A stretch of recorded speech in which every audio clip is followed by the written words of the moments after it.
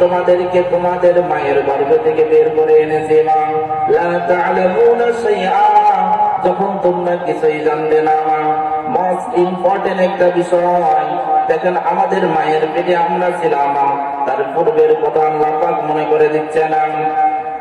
কাইফা তাকফুরুনা বিল্লাহি ওয়া কুনতুম আমওয়াতান ফাআহইয়াকুম সুম্মা ইউমীতুকুম সুম্মা ইউহয়ীকুম সুম্মা ইলাইহি তুরজাউন। আল্লাহ তাআলা বললেন, ইয়া আহলা মক্কা, হে মক্কাবাসী তোমরা শুনে নাও, কাইফা তাকফুরুনা বিল্লাহি, কেমনে তোমরা আল্লাহর নাফরমানি করো।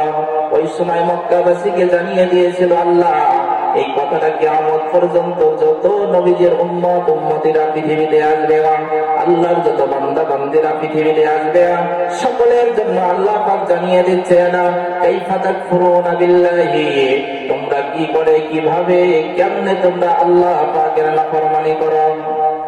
আল্লাহ পাক জানিয়ে দিচ্ছে না কেমনে তোমরা ওই আল্লাহ তাআলার নাফরমানি করো। যদি প্রশ্ন করেন কেন আল্লাহ নাফরমানি কেমনে করলাম, কারই নাফরমানি করলো, আল্লাহ পাক বলছেন দেখো, তোমরা তোমাদের বাবার পৃষ্ঠ দিশে বীর্য আকারে ছিলে না, শুক্রাণু আকারে ছিলে না, এটাকে আমি তোমার মায়ের সাথে মিলনের ফলে তোমার মায়ের গর্ভে আমি স্থানান্তর করে দিলাম।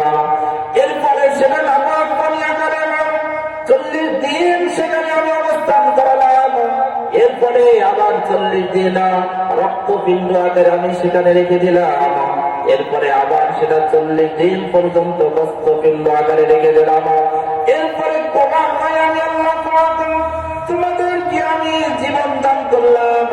আল্লাহ পাক এই কথাটা এই আয়াতের মধ্যে বলে দিচ্ছেন, কাইফা তাকফুরুনা বিল্লাহি ওয়া কুনতুম আমওয়াতান ফাআহইয়াকুম, আমি তোমাদেরকে জীবন্ত করলাম, তোমরা ছিলে মৃত, আমি আল্লাহ পাক তোমাদেরকে জীবন দান করলাম। জোরে বলি সুবহানাল্লাহ।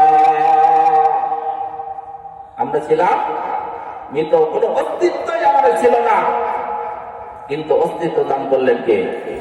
আওয়াজ দিয়ে বলেন কে? আল্লাহ পাক আমাদেরকে অস্তিত্ব দিলেন। এরপরে আল্লাহ পাক সূরা নাহলের মধ্যে বলতেছেন, আল্লাহু খালাকাকুম সুম্মা ইয়াতাওয়াফাকুম ওয়া মিনকুম